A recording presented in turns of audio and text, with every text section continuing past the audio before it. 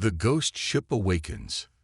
The emergency beacon from Haven 7 died mid-transmission, leaving only static crackling through the communication array of the UES Prometheus. Admiral Catherine Cross stared at the blank screen, her weathered face grim in the blue glow of the bridge lights. 30,000 colonists. Gone. Just like that. "Ma'am, we're receiving reports from the outer colonies," Communications Officer Reynolds said, his voice tight with controlled fear. "The Zephyrian Empire isn't just raiding anymore. They're systematically destroying everything in their path." Cross closed her eyes for a moment. In her 40 years of service, she had never seen anything like this. The Zephyrians had always been aggressive, but this was different. This was extermination. "Admiral," her aide whispered, "perhaps it's time to consider the Blackstar Protocol." The bridge fell silent. Every officer knew the rumors. Deep in the classified files, hidden in the darkest corners of Fleet Command, there was a ship that didn't officially exist. A ghost ship crewed by phantoms, designed for one purpose: to be humanity's final answer when all other options had failed. Cross turned to her communications officer. "Send a coded transmission to Sector 7 Alpha. Authorization Cross Delta 9. Tell them." She paused, knowing she was about to unleash something that could never be taken back. "Tell them the Blackstar is cleared for active duty." 3 sectors away in the void between stars, something stirred in the darkness. The USS Blackstar hung motionless in space, its hull so black it seemed to absorb light itself. No running lights, no heat signature, no electromagnetic emissions. To any scanner, it was nothing more than empty space. Captain Elena Vasquez sat in her command chair, reading the decoded message that had just arrived. Her dark eyes reflected none of the dim lighting as she processed the orders. Around her, the bridge crew waited in silence. They had trained for this moment for 3 years, but now that it was here, the weight of it settled on them like a shroud. "Commander Morrison," she said quietly, her voice carrying the authority of someone who had seen too much war. "Bring all systems online. Full stealth protocols." Commander Jake Morrison nodded, his scarred hands moving across his console with practiced precision.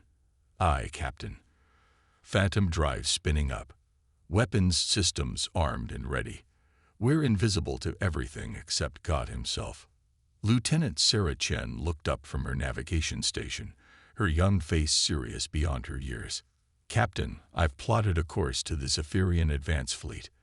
They're moving through the Cygnus Corridor, heading for the core worlds." "How many ships?" Vasquez asked. 47 confirmed, ma'am, including 3 of their heavy dreadnoughts." The bridge was quiet except for the soft hum of advanced systems coming online. Chief Engineer Marcus Torres spoke up from his station, his voice carrying a slight accent from his Mars colony upbringing. "Captain, the new weapon systems are fully charged. The void lances are ready for field testing." Dr. Amara Singh, the ship's medical officer and psychological warfare specialist, looked up from her tablet. "The crew's biometrics are stable, Captain. Everyone's ready for what's coming." Vasquez stood, her black uniform making her almost invisible in the darkened bridge. "Listen to me, all of you. What we're about to do will change everything. The Zephyrians think they can slaughter our people without consequence. They're about to learn why humanity survived every war we've ever fought." She walked to the forward viewport, looking out at the stars. "We are the darkness between the stars. We are the nightmare that waits in the void. When the Zephyrians sleep tonight, they'll dream of us. And when they wake up, we'll be the last thing they ever see." The crew exchanged glances.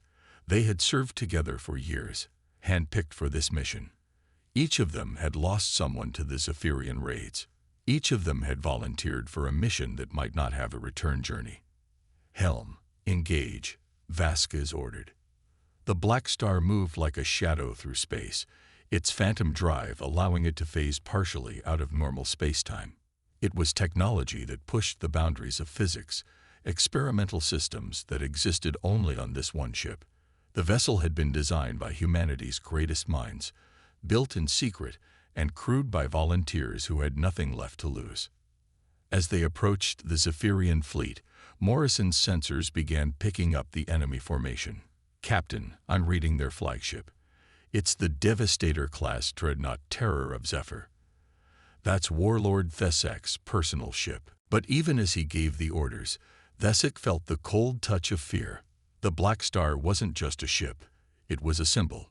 It represented everything the Zephyrians had come to fear about humanity. Their refusal to surrender, their ability to create the impossible, their willingness to become monsters to protect their own. Far away in the darkness, Captain Vasquez received new intelligence about the main Zephyrian fleet. 47 ships, including 3 dreadnoughts. Under normal circumstances, it would be suicide for one ship to attack such a force. But the Blackstar wasn't normal, and neither was its crew. "All hands, prepare for deep strike operations," Vasquez announced over the ship's intercom. "We're going to hit them where they think they're safe. We're going to show them what happens when you threaten humanity's children." The crew responded with quiet efficiency. They had trained for this moment, prepared for this war. Each of them knew they might not survive what was coming. But they also knew that their sacrifice would mean something.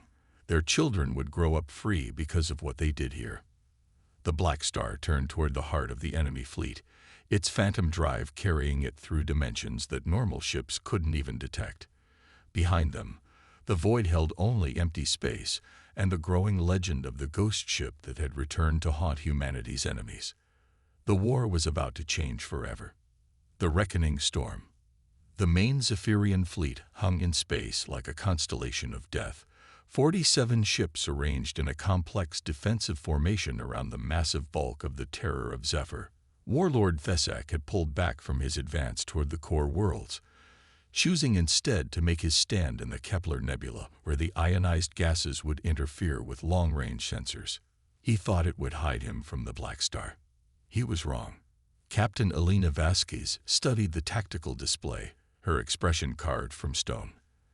The enemy formation was impressive. Multiple layers of escorts, overlapping fields of fire, sensor nets that could track a meteorite at 1,000 kilometers. Against any conventional attack, it would be impregnable. "Analysis, Lieutenant Chen," she said quietly. Sarah Chen's fingers danced across her console, her young face illuminated by the tactical projections. "They're using the nebula's interference to mask their exact positions, but I can extrapolate from the gravitational distortions. The dreadnoughts are positioned in a triangle formation, with the Terror of Zephyr at the center. Escorts are layered in shells around them." Commander Morrison looked up from his weapons station. "Captain, even with our advantages, those are long odds. 3 dreadnoughts carry enough firepower to glass a planet." "Then we don't fight them all at once," Vasquez replied. She turned to Chief Engineer Torres. "Marcus, how long can we maintain phase variance with the Phantom Drive?" Torres consulted his readings, his weathered face serious. "At full power, maybe 20 minutes before the quantum field destabilizes. But Captain, if we push it beyond that, the ship tears itself apart." Vasquez finished. "I know. 20 minutes to kill 47 ships." She smiled coldly. "We've had worse odds." Dr. Singh looked up from her psychological analysis. "Captain, I'm reading massive stress indicators from the enemy fleet. They're scared. The mere possibility that we're out here has them jumping at shadows." "Fear is a weapon," Vasquez said. "And we're about to show them why." The attack began at 3:47 hours ship time. The Blackstar phased into normal space directly beneath the enemy formation, appearing where no ship should be able to exist, inside the nebula's densest region, where the ionized gases would tear apart any conventional vessel's hull. The first indication the Zephyrians had of trouble was when their outer perimeter ships began dying. The Blackstar's void lances reached out like fingers of absolute darkness, each beam precisely targeted to cripple rather than destroy. Engines died, weapon systems failed, life support flickered in and went dark. The ships weren't destroyed. They were paralyzed, left drifting helplessly as their crews faced the growing realization that something impossible was hunting them. First perimeter neutralized, Morrison reported. 15 ships disabled, 0 casualties. Vasquez nodded. The psychological impact was more important than the kill count. Nothing was more terrifying than being left helpless in the dark, waiting for death to find you. The second wave of attacks came from 3 directions simultaneously.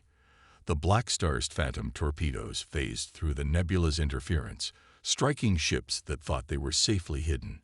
But instead of exploding, the torpedoes released clouds of nanobots that began systematically dismantling the enemy vessels from the inside out. Good, Vasquez said coldly. We'll save him for last. The first contact came when a Zephyrian patrol ship detected an anomaly in space.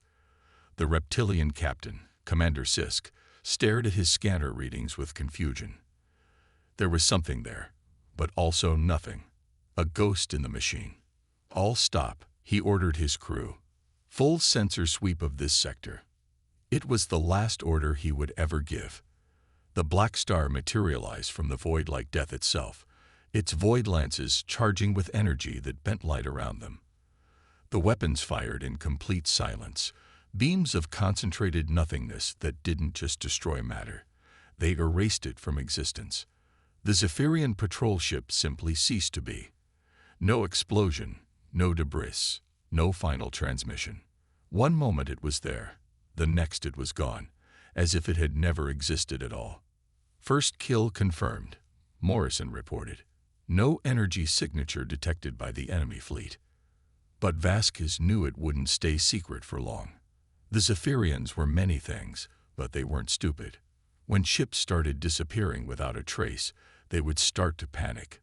The second patrol ship died the same way, erased from existence by weapons that defied conventional physics.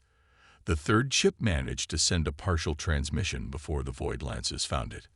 On the bridge of the Terror of Zephyr, Warlord Thesic received the fragmented message.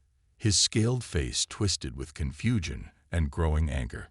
What did they say before the transmission cut out? His communications officer, a young Zephyrian named Crix, looked up with fear in his golden eyes. They said the darkness was hunting them, my lord. They said something was coming that shouldn't exist. Thesic's claws extended involuntarily. In his species' long history of conquest, they had faced many enemies. But this felt different. This felt like something from their oldest nightmares. Send out the full patrol fleet, he ordered. Find whatever's out there and destroy it. 12 Zephyrian ships spread out in a search pattern, their sensors sweeping space for any sign of the mysterious threat. They found nothing but empty void and the growing fear that something was hunting them. The Blackstar watched them from its position in folded space, its crew studying the enemy formation. Vasquez turned to her team. Chen, I want you to map their search pattern. Torres, charge the phantom torpedoes. Morrison, target their communications arrays first. I want them isolated before we begin the real work. Captain, Dr. Singh said softly, their biometric readings are showing extreme stress. They're already afraid. Good, Vasquez replied. Fear makes them sloppy. Fear makes them dead. The attack began at the edges of the search formation. Ships at the perimeter simply vanished, their final moments recorded only by the Blackstar sensors. The phantom torpedoes phased through shields and armor as if they weren't there, detonating inside the enemy ship's cores. By the time the surviving Zephyrians realized they were under attack, half their search fleet was gone. The remaining ships clustered together, forming a defensive formation that would have been effective against any conventional enemy. The Blackstar wasn't conventional. Materializing directly in the center of their formation, it opened fire with every weapon at once. Void lances erased matter from existence. Phantom torpedoes ignored all defenses. Quantum disruptors tore holes in space-time itself. The battle lasted less than 3 minutes. When it was over, the void was empty except for the Blackstar and the expanding clouds of particles that had once been Zephyrian warships. All targets eliminated, Morrison reported. No survivors detected. But on the edge of sensor range, one ship had escaped. A fast courier that had been running silent, watching the massacre. Its pilot, a Zephyrian intelligence officer named Vex, transmitted a single word that would change the course of the war. Blackstar. The word spread through the Zephyrian fleet like wildfire. Veterans who had fought in 100 battles felt their blood turn cold. The Blackstar was supposed to be a myth, a ghost story told to frighten young recruits. But the evidence was undeniable. The legendary ship was real, and it was hunting them. On the bridge of the Terror of Zephyr, Warlord Thesek stared at the report with growing dread. 12 ships had vanished without a trace. The few scattered reports spoke of a ship that appeared from nowhere, struck with impossible weapons, and disappeared back into the void. "My lord," Admiral Crix said, his voice barely controlled, "perhaps we should consider withdrawal. If the humans have truly deployed the Blackstar." "No," Thesek roared, his massive form rising from his command throne.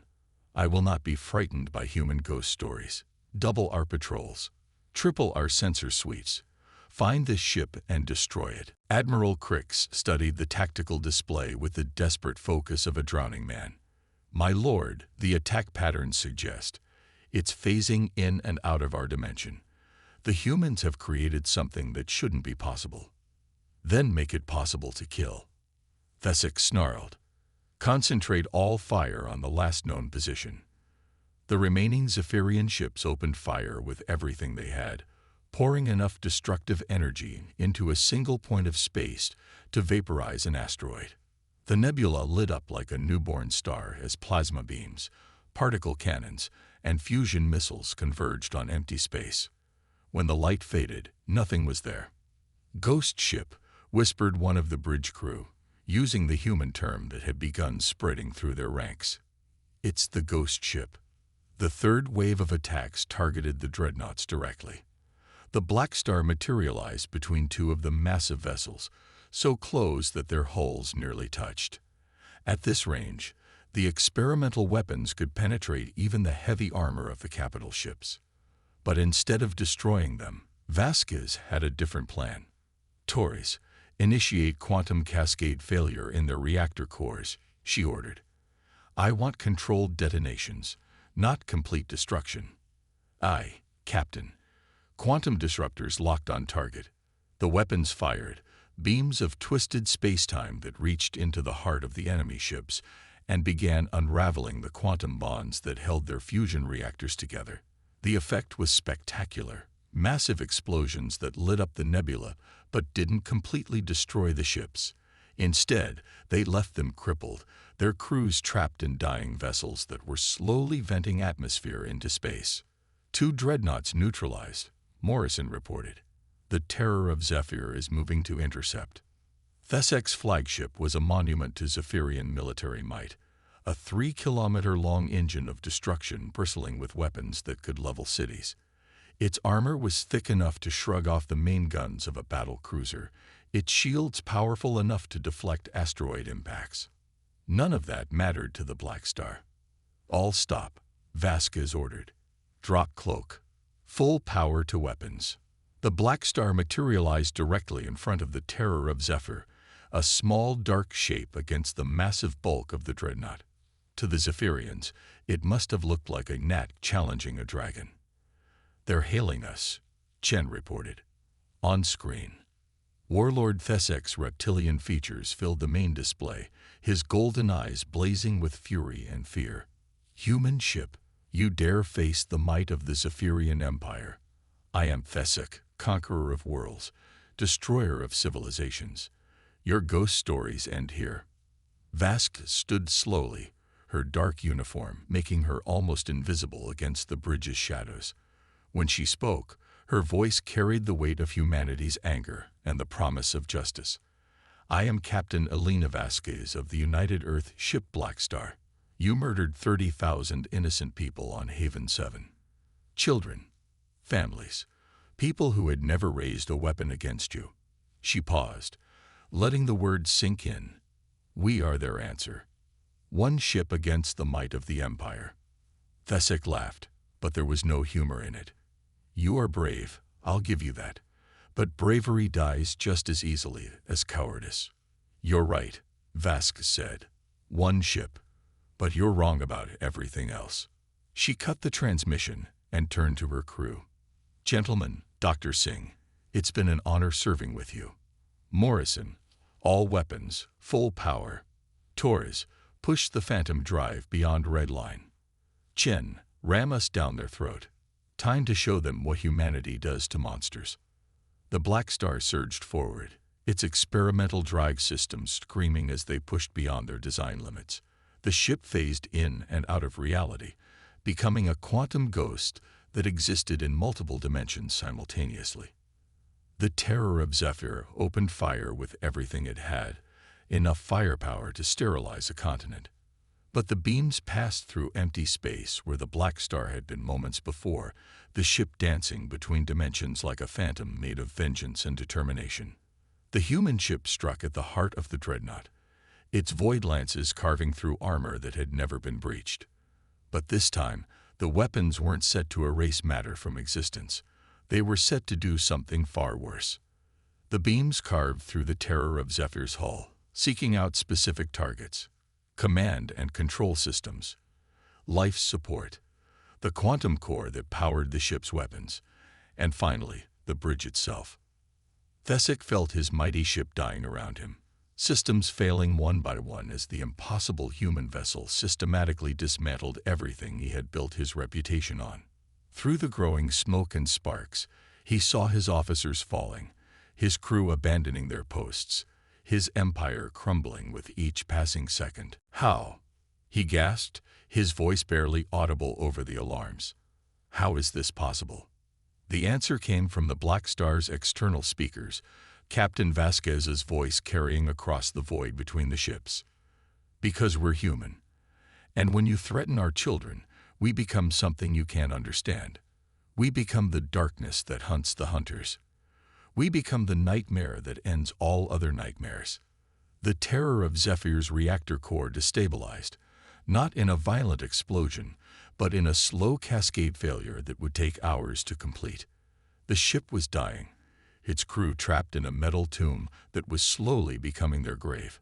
Around them, the rest of the Zephyrian fleet was in chaos. Ships drifted helplessly, their crews abandoning them in escape pods and shuttles.